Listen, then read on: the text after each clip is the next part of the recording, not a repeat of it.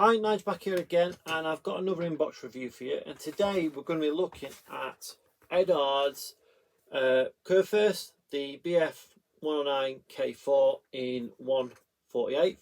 Okay, so this is a brand new tooling from Eduard. Okay, so it says a premiere, a new Eduard design and tooling. So you've got one scale model, you've got a photo etch and pre-painted parts, mass for the canopy and the wheels, and 9 marking options. Okay, so it says the extended decal sheet includes allows to build build models of any 2 marking options. So you get one kit, but you can build a second kit with the markings that are in the box.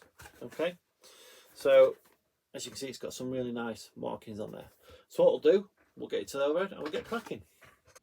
Okay, so as with normal with Eduard's limited edition instructions, you get a nice booklet type offering. Okay, some really nice box art there, and then when we open up, we can see we have now got the full complete history of this aeroplane and all its different marks. So all the way from the E. Okay, there's no mention of the B1's there. Okay, I can't see anything about the A, but it's going from the B1 to the E1, so the E, F, G, K versions. All right, and it's got some nice live shots in there. Okay, working his way through. So the K4 in combat use, in foreign service.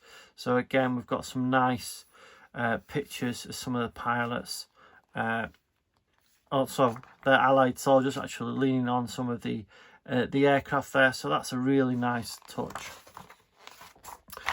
We then move on to building the kit. Okay, so we start off, we've got the sprue mat.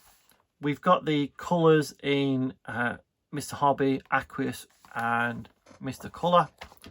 And then we move straight into the build. Okay, as with any aircraft, start with the cockpit. Okay, so we've got the cockpit. We've got adding all the odds and sods, photo etch, the trim wheels. Then moving down to adding the seats on there, the bucket type seats, the straps, a bulkhead at the front. We have this bit that sits down in there, and to be honest, that looks like Eduard's normal offering for their actual cockpit. We then got some parts that go onto the sidewall. So this is a part that slots on. We've got, so we can add PE to this panel, okay, or we can add a decal, and that looks, we have some sort of hose on there as well. Okay, we've then got the instrument panel going together. We've got another sidewall going on this side, and then this gets all added to the aircraft, and it is closed up. A new way of putting the tail wheel in, which I like this a lot, because previous 109s, the tail wheel had to be attached in there. It was kept in there, closed up, and then obviously you've got a chance of knocking that off and breaking it. So I like this a lot better. So that tail can now go slotted up inside it.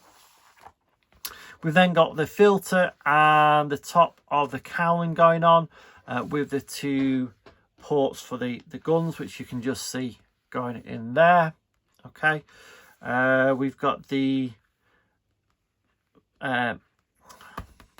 cover going over the exhaust. The tails going together, so again, very similar to how they normally do a 109. Moving on to the wings. So you've got your undercarriage bays, and you can see these ones are very, very blocky, not like some of the earlier versions where they were more rounded. Okay, so the way they've done this, it's very similar to how they've done it to how they did the Spitfire one. So different parts go on there, with then the actual leg part going on there. We then join the 2 wings together. Before then we join those wings to the fuselage, and as you can see, okay, so you see this part here, what you do, you get your foot wedge, you put it on there, and then you scribe that part in with something, or with something like that. Okay, so you put that on, and then you can scribe that onto the nose of the aircraft. We then have the control surfaces. Okay, so again though, it looks like this part here, this pitot tubes, is still attached. Before we then move on to the radiators, both on the wing and the nose radiator going on there. Move on to adding more of the control surfaces for the radiator flaps and what have you. Going on to add the wheels on. I wish they'd kept the part where they slotted in like what they do on the 172nd. Mind you, because I don't know, these two holes here, they're gun chutes. They might well be for the actual nose cannons.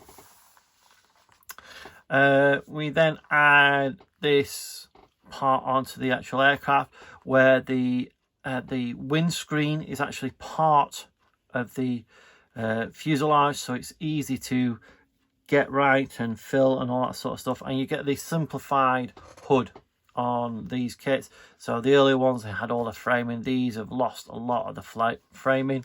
Okay, before we then move on to adding the tail wheel, the actual close wheel bay, okay, and some other little aerials, and also the fuel tanks. And then we've got the actual masking sets for the canopies. Before we move on to the actual colour call out, so we've got March in Germany, March 1945. These are all probably going to be quite late in the war. May 1945. Okay, another May 1945. I like this, it's got the runs on, so also this was probably painted in haste, so that's why it's got the runs. Early 1945, and then May 1945. Okay, another in May 1945. Remember that, so these were quite late in the war.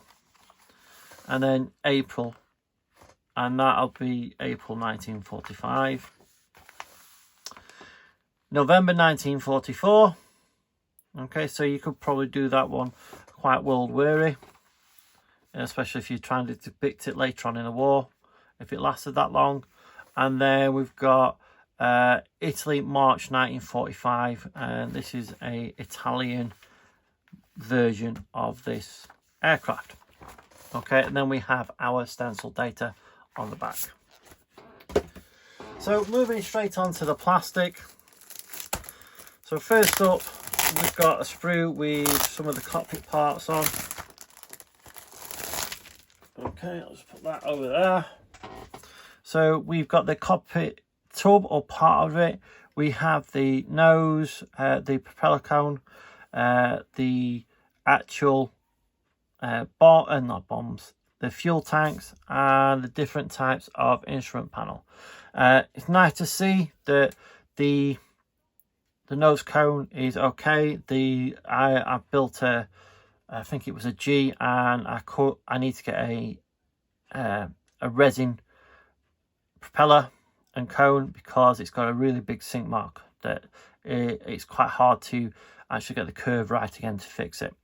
There's that tube. Okay, now on the drawing it actually depicts it that it's ribbed, but that's not ribbed, that's smooth. It's got a little bit of flash mark on there, but overall a really nice start.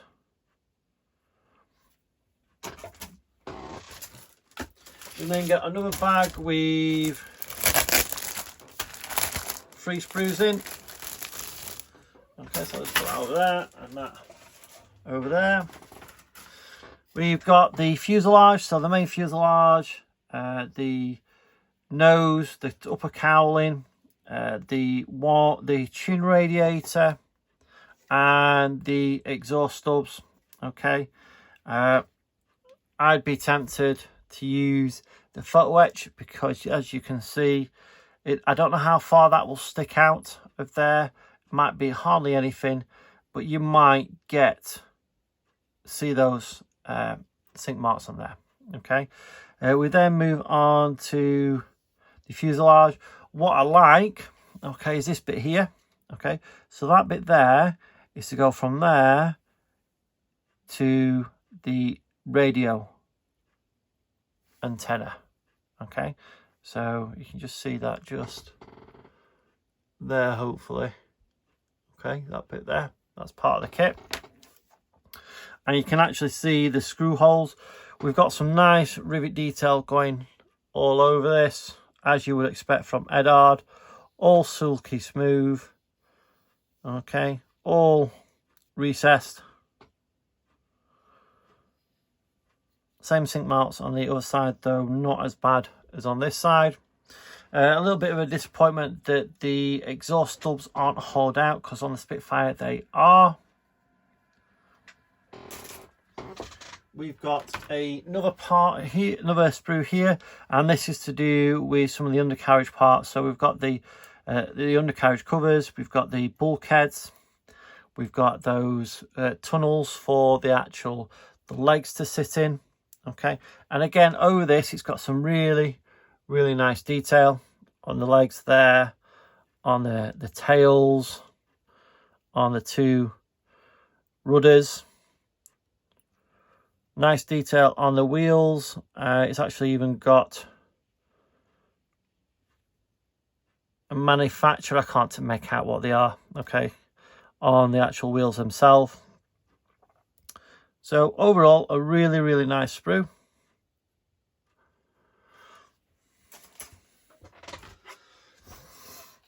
Next one is the upper and lower wings and the control surfaces. Okay, so again, all over this, some really nice rivet detail. Okay,